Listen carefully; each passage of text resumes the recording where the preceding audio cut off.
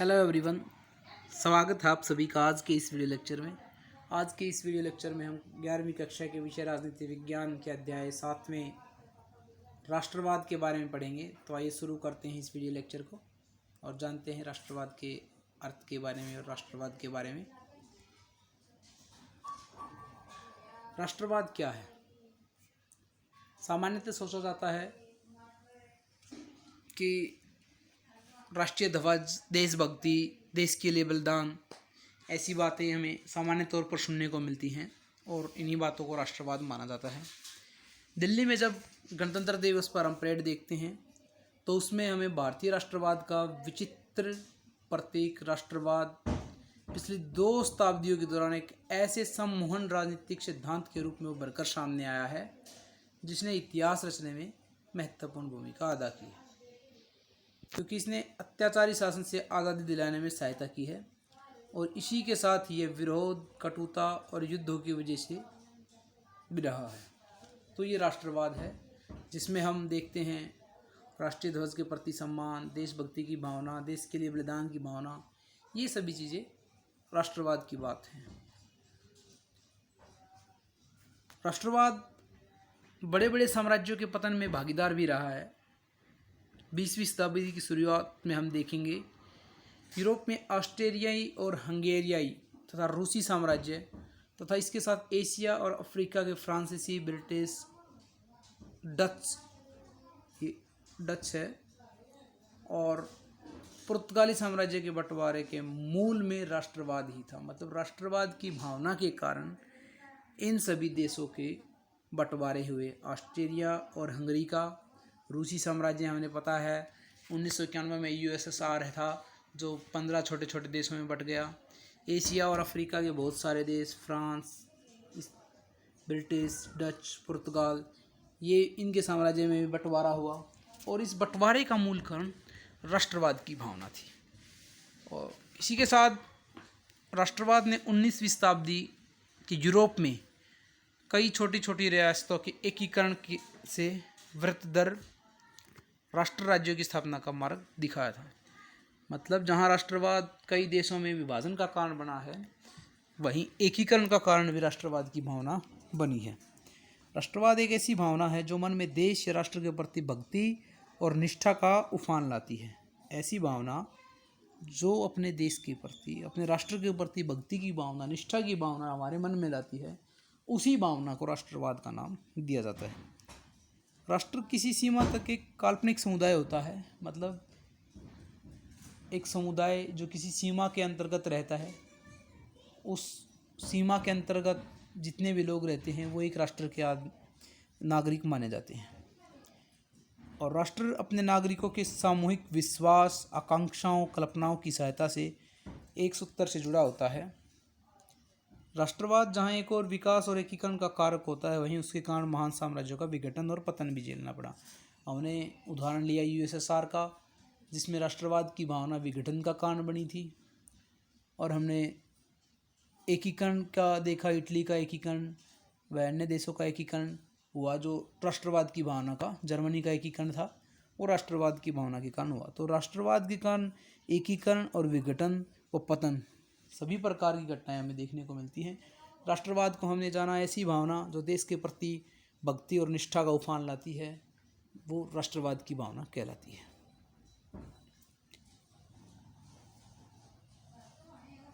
जैसे मैंने बताया था कि जर्मनी और इटली का गठन, एकीकरण हुआ था, वो राष्ट्रवाद की भावना के कारण हुआ था। और विघटन की भी हमने बात की थी। यूएसएसआर का विघटन सबसे बड़ा उदाहरण है। और भी ऑस्ट्रेलियाई, हंगेरी जो देश हैं, बहुत सारे देश हैं जिनमें राष्ट्रवाद की भावना के कारण हमें विघटन देखने को मिला था। और वर्तमान समय में हम अगर देखें तो बहुत सारे राष्ट्रवादी संघर्ष फिलहाल चल रहे हैं जो मौजूदा राष्ट्रों के अस्तित्व के लिए खतरे की घंटी बजा रहे हैं, जिसके मुख्य उदाहरण हैं कनाडा के क्यूबावासी, उत्तरी स्पेन में बास्कवासी, तुर्की और इराक में कुर्द जो कि अपने राष्ट्रवाद की भावना के कारण इन देशों के विघटन या पतन की ओर ले जा रहे हैं, श्रीलंका में तमिल। ये सभी जो फिलहाल राष्ट्रवादी संघर्ष चालू हैं, ये अपने लिए एक अलग राष्ट्र की मांग को लेकर आंदोलन चला रहे हैं। जितने भी हमने उदाहरण देखे हैं, चाहे कनाडा का है, चाहे स्पेन का है, चाहे कुर्दों का है, चाहे तमिलों का है, ये सभी अपने पृथक राष्ट्र की मांग को लेकर एक आंदोलन चला रहे हैं। तो ये राष्ट्रवाद की भावना के कारण अनेक देशों की जो अस्तित्व है उसको खतरा बना हुआ है। आमतौर पर राष्ट्र को एक साझी भाषा, कुल, धर्म या साझी जातीयता जैसी पहचान पर आधारित मानते हैं, लेकिन ऐसी साझी पहचान सभी राष्ट्रों में समान रूप से नहीं पाई जाती। जैसे कनाडा और भारत में एक सामान्य भाषा नहीं है, भारत में साझा धर्म, नस्ल, कुल ये कुछ भी साझा नहीं है। मतलब भारत में बहुत सारी हमें विभिन्नताएं देखने को मिलती हैं, विभिन्न धर्म के लोग रहते हैं, लेकिन फिर भी भारत में हमें राष्ट्रवाद की भावना देखने को मिलती है। अब हम देखेंगे राष्ट्र और राष्ट्रवाद। राष्ट्र के सदस्य के रूप में हम राष्ट्र के अधिकतर सदस्यों को प्रत्यक्ष तौर पर कभी नहीं जान पाते और न ही उनके साथ हमारा कोई वंशानुगत संबंध जोड़ने की ज़रूरत पड़ती है। जैसे भारत में रहने वाले लोग क्या पूरे भारत के लोगों को जानते हैं या सभी भारत के लोगों के साथ उनका वंश के साथ पर कोई संबंध जोड़ने की ज़रूरत पड़ती है? नहीं, ऐसा नहीं होता। फिर भी राष्ट्रों का वजूद होता है, लोग उनमें रहते हैं और उनका सम्मान करते हैं। तो ये है राष्ट्र कि एक राष्ट्र में रहने वाले लोग अपने आप को न जानते हुए भी, न कोई भी संबंध होते हुए भी उसका सम्मान करते हैं, उसे अपना राष्ट्र का नागरिक समझते हैं। अब बात करते हैं राष्ट्रवाद। राष्ट्रवाद काफ़ी हद तक एक काल्पनिक समुदाय होता है राष्ट्र, जो अपने एक धागे में गठित होता है। उसकी कुछ विशेष मान्यताएं होती हैं जिन्हें लोग उस पूर्ण समुदाय के लिए बनाते हैं, जिससे वे अपनी पहचान बनाए रखें। तो ये है राष्ट्रवाद। राष्ट्र के बारे में कुछ मान्यताएं हैं जिसके द्वारा हम उसका सही अध्ययन कर पाएंगे, जिसमें सबसे पहला है साझे विश्वास। एक राष्ट्र का अस्तित्व तब बनता है या तब बना रहता है जब उसके सदस्यों को यह विश्वास हो कि वे एक दूसरे के साथ हैं। मतलब एक राष्ट्र में रहने वाले सभी लोगों को जब यह लगता है कि वे उस देश में रहने वाले सभी लोग आपस में एक दूसरे के साथ जुड़े हुए हैं, एक दूसरे के साथ हैं, तब उस राष्ट्र का अस्तित्व बना रह सकता है। दूसरी बात, इतिहास। व्यक्ति अपने आप को एक राष्ट्र मानते हैं, इसके अंदर अधिकतर स्थायी ऐतिहासिक पहचान की भावना होती है। मतलब उस राष्ट्र में रहने वाले लोगों का इतिहास एक जैसा होता है। वो इतिहास उन लोगों को आपस में एक दूसरे के साथ जोड़ता है और उस इतिहास के लिए अनेक प्रकार की कहानियों का, किंवदंतियों का, ऐतिहासिक इमारतों का, अभिलेखों का, रचनाओं का, कविताओं का, अन्य चीज़ों का प्रयोग किया जाता है और वो इतिहास उन्हें आपस में जोड़ता है और उन्हें राष्ट्र का बोध कराता है। तो राष्ट्र की मान्यता में दो पढ़ी, आगे और पढ़ेंगे। इसमें पहला था साझे विश्वास, दूसरा इतिहास, तीसरा है भूक्षेत्र। किसी भूक्षेत्र पर काफ़ी हद तक साथ साथ रहना एवं सामूहिक पहचान का अनुभव होना। जैसे बहुत सारे लोग अपने राष्ट्र को मातृभूमि या पवित्र भूमि कहते हैं। ये भावना उन्हें एक भूक्षेत्र पर रहने के कारण उन सभी व्यक्तियों में ये भावना उत्पन्न हो जाती है कि वो उस भूक्षेत्र को अपनी मातृभूमि या पवित्र भूमि कहना शुरू कर देते हैं और उसके प्रति एक अलग प्रकार की भावना उनके मन में उफनने लगती है, जिसे राष्ट्रवाद की भावना कहते हैं। चौथा है साझे राजनीतिक विश्वास।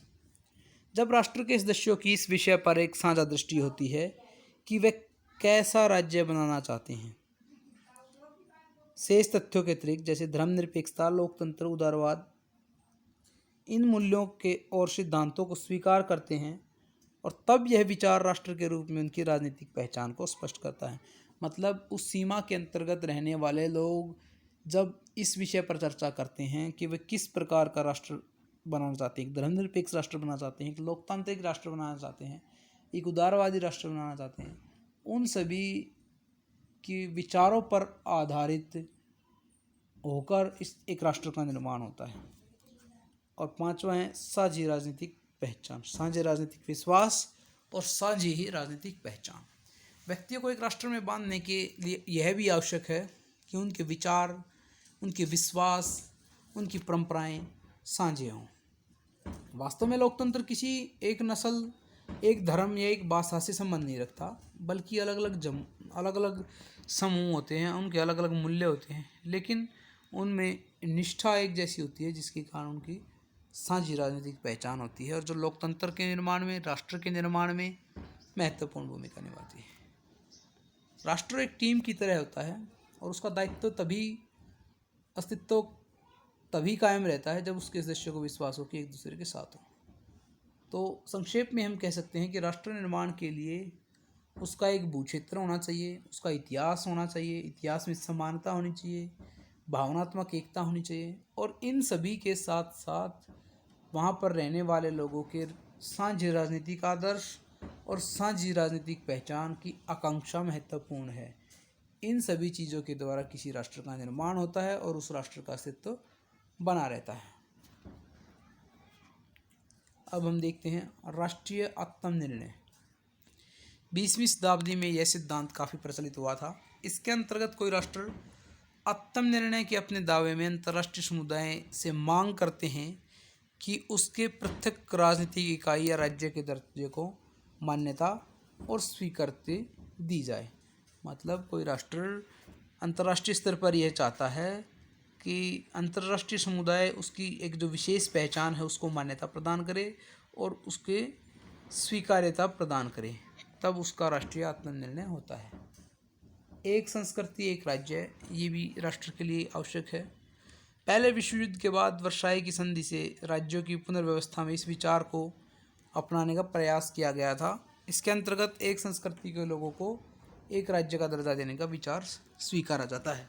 जैसे हमने देखा था कि जब भारत ने स्वतंत्रता प्राप्त की 1947 को, तो इसी नियम के आधार पर, एक संस्कृति एक राज्य के आधार पर भारत में रहने वाले मुसलमानों के लिए एक अलग राष्ट्र का निर्माण की व्यवस्था की गई, जिसे पाकिस्तान का नाम दिया गया। तो उस समय इसी सिद्धांत का पालन किया गया था, एक संस्कृति एक राज्य।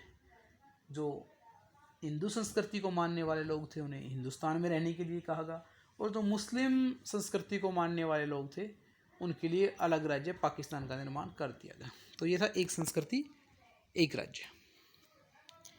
आत्मनिर्णय के आंदोलन के से हमें कैसे निपटना है?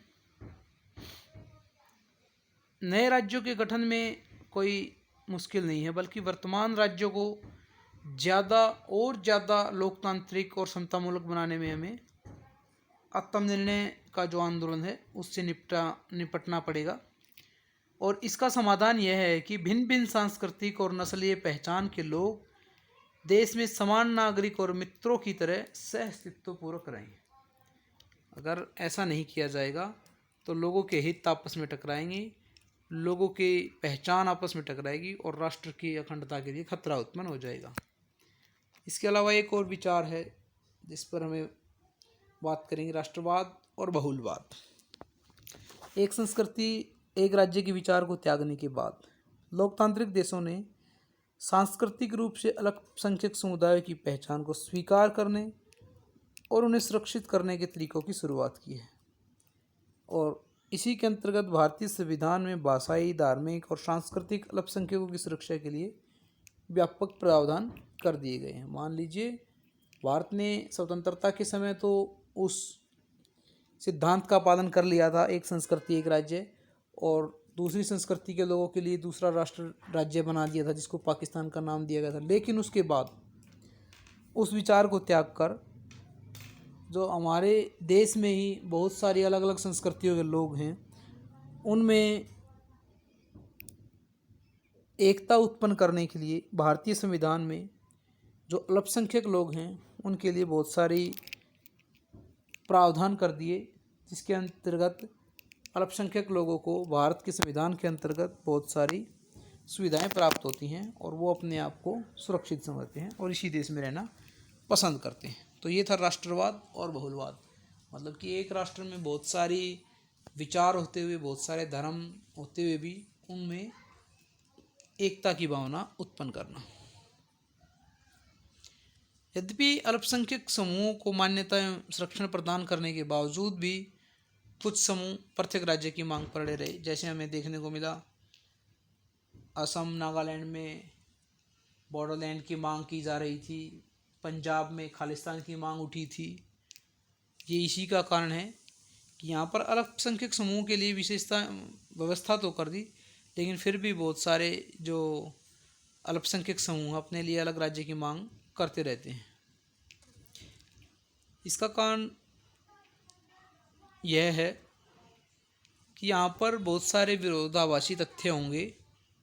जहाँ वैश्विक ग्राम की बातें चल रही हैं, वहाँ अभी भी राष्ट्रीय आकांक्षाएं विभिन्न वर्गों और समुदायों को उद्दलित कर रही हैं। इसके समाधान के लिए हमें संबंधित देश के विभिन्न वर्गों के साथ उदारता और दक्षता का परिचय देना होगा और साथ ही असहिष्णु एक जातीय स्वरूपों के साथ कठोरता से पेश आना होगा। तभी हम इस प्रकार की समस्या का समाधान कर पाएंगे।